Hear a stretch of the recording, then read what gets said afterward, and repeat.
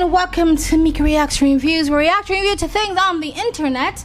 I want to talk about this TikTok ban. Alright, the TikTok ban has been all over the news. I believe the Congress voted on to ban it, and Biden, I believe, did say that he would sign it if they vote to ban TikTok. Now, I have seen the toxicity and the idiocracy on TikTok just as much as everybody else. And so when I heard about the TikTok ban, even when it was mentioned when Trump was in office, I was like, yes, get rid of it, wipe it from the face of the earth, because it is destroying society and is bad for the youth. That's where I was. And then I got a different perspective, and now I feel completely different about it, because there is, whistleblowers or people coming out or little birdies basically saying that there's a lot of stuff hidden in this policy, that basically the TikTok ban is just acting as a Trojan horse, and that is really a way for politicians to gain more control over free speech, the ability to spread information. They want to crack down on the age of information that we live in today. They just want to have more control what you hear, what you see, and what you can say. And for that I say, fuck you, government, fuck you. I also see the other side of the talking points as well. It's like, just as much as there's bad information on TikTok, and I think people on either side of the political coin could agree that they think that there's misinformation, bad information going around that is not really the best for society, best for community, and best for us getting together, cohesion and stuff like that. And I agree with that. However, just as much as there's crap on TikTok, there is also people spreading good information. There's people who are going against the grain and saying things that the government wants to hide and wants to shut down and wants to quiet up, right? There's people that are trying to spread knowledge and history and lost history on TikTok. There's conspiracy theorists, and even as crazy as you think they are, sometimes they say things that get you to start thinking about the world. There's people who can spread different ideas when it comes to spirituality or religion or just different ideologies. It's getting people information that they may have never gotten in the towns or the city or the states or the communities that they live in. Also, there's a lot of people from developing countries that has very much widely financially benefited from TikTok. People that has been able to put themselves to school,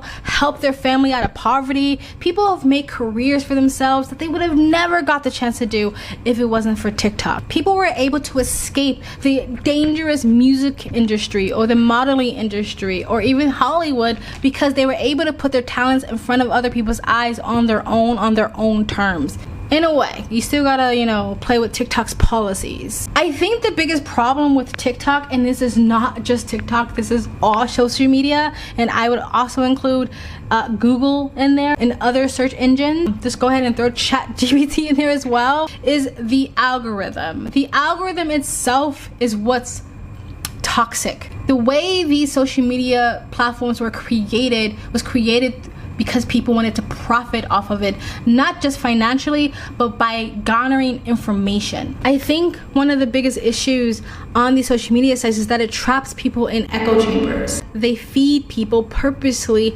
outrage bait. They purposely feed people information and videos and articles that's going to affect them emotionally the strongest, because that's what keeps people's attention.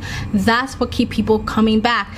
That and sex. So I think that social media definitely has added to the division you see in society today, because again, people are trapped in these echo chambers and they're just doom scrolling and constantly getting fed outrage bait, that it seems like the world is falling apart, that it seems like we're at each other's throats. It seems like that normal human beings that 20, 10, 15 years ago can get along just fine can no longer coexist. I think social media is what got us to a place where people are actually thinking there's going to be a civil war. But I think that's not social media itself. I think that's the way social media was created. So maybe we should push for that. Maybe that's the difference we should ask for, to change the algorithm, to stop trapping people into idealistic bubbles and echo chambers, to stop purposely feeding people outrage bait or feeding people things that's going to drive them further into madness or further into their mental health issues that they're already struggling with. I think that is the thing we should fight for. Will we ever get that if we fought for it? Probably not in my lifetime,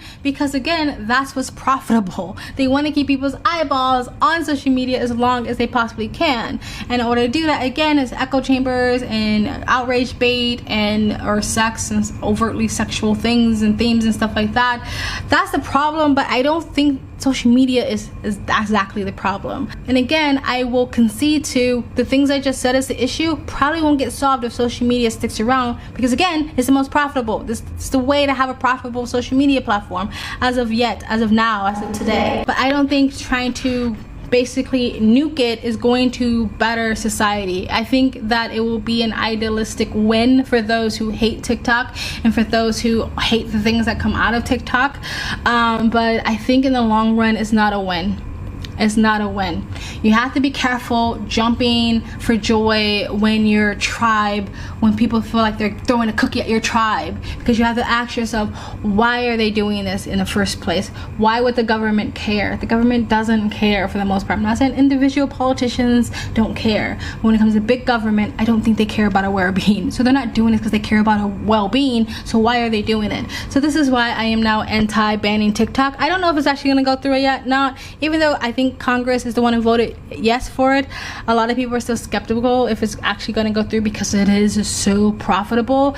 I also think we should fight for China releasing the ownership of it or so much control of it. I also think that's a way we can go, but I also would like more transparency when it comes to whatever policy that's probably this fucking thick, or what's in it, so we know what we're actually voting for, and so we're not tricked into pushing in a Trojan horse. But anyway, guys, let me know what you guys think of this TikTok ban. If you're pro it, for it, no, you don't like it. Let me know what you guys think in the comment section below. Please like, comment, and subscribe. Hit that bell to get notifications when I do upload. All that really does help with the algorithm, guys. You can donate. My PayPal and Cash App link is in the description box below, and you can super thanks. If you super thanks with a comment, I will read it in the next video. There you go. And you guys have an amazing, beautiful day.